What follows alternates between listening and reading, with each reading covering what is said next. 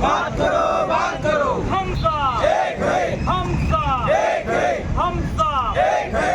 हमारी यूनियन हमारी ताकत हमारी यूनियन हमारी ताकत हमारी यूनियन हमारी ताकत। हम साथ एक है हम साथ एक है हम साथ एक है। मराठवाडा लेबर युनियन जिंदाबाद जिंदाबाद जिंदाबाद मराठवाडा लेबर युनियन जिंदाबाद जिंदाबाद जिंदाबाद। हम साथ एक है हाताला काम मिळालंच पाहिजे हाताला काम मिळालंच पाहिजे कामाची दाम मिळालंच पाहिजे कामाची दाम मिळालंच पाहिजे। हम साथ एक है हम साथ एक है हम साथ एक है। हमारी यूनियन हमारी ताकत हमारी यूनियन हमारी ताकत हमारी यूनियन हमारी ताकत। हम साथ एक है हम साथ एक है हम साथ एक है हम साथ एक है। हम साथ एक चा हमाल कष्टकरी कामगार एकजुटीचा हम साथ हम साथ कायदा आमच्या हक्काचा नाही कुणाच्या बापाला कायदा आमच्या हक्काचा नाही कुणाच्या बापाला सरकारला 24 तारखेला काढलेलं GR रद्द सरकारने काढलेलं 24 तारखेला GR रद्द हम साथ हम साथ लढेंगे जिंकेंगे लढेंगे जिंकेंगे। हम साथ हम साथ कायदा आमच्या हक्काचा नाही कुणाच्या बापाला कायदा आमच्या हक्काचा नाही कुणाच्या बापाला हम साथ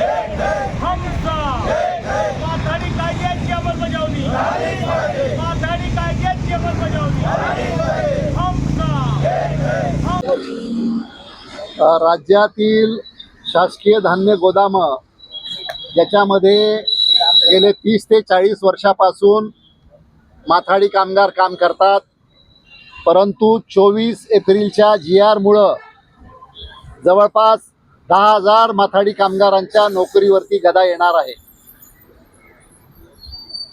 हा चुकीचा GR तातडीनं रद्द करावा, संघटनांबरोबर चर्चा करावी आणि याच्यातून मार्ग काढावा अशी आमची सरकारकडे मागणी आहे। त्या दृष्टीनं आज महाराष्ट्रातल्या सर्व जिल्हाधिकारी कार्यालयावरती 25 आणि 26 मे रोजी लाक्षणिक धरणं आंदोलन सुरू झालेलं आहे। आज जवळपास 30 जिल्ह्यामध्ये हे धरणं आंदोलन सुरू आहे। आज आपण धरणं आंदोलन करत असताना राज्याचे मुख्यमंत्री, उपमुख्यमंत्री, अन्न पुरवठा मंत्री आणि कामगार मंत्री या चौघांना जे निवेदन तयार केलेलं आहे ते जिल्हाधिकाऱ्याच्या मार्फत आपण ते देतोय।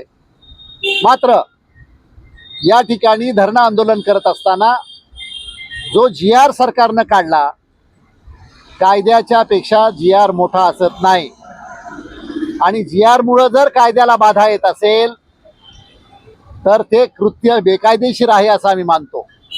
आणि म्हणून GRमुळं जर या ठिकाणी 10,000 कामगारांचे रोजगार जाणार असतील, त्यांच्या बायका पोरांना भुके उपाशी राहावं लागणार असेल तर सरकारनं तातडीनं याच्यामध्ये हस्तक्षेप केला पाहिजे। आणि आमचं म्हणणं एवढंच आहे की थेट वाहतूक जी बिगर नोंदीत लोकांकडून, बेकायदेशीर लोकांकडून करून घेण्याची मुभा दिलेली आहे ती गोदामामधल्या लोकांकडूनच करून घ्यावी। या एकमेव मागणीसाठी महाराष्ट्रामध्ये आज आणि उद्या धरणं आंदोलन, आणि सरकारने जर परिणामकारक हस्तक्षेप केला नाही तर 27 तारखेपासून सर्व गोदामामधलं काम बंद करून त्या जिल्हाधिकारी कार्यालयावरती बेमुदत उपोषणाचा ऐलान आम्ही केलेला आहे।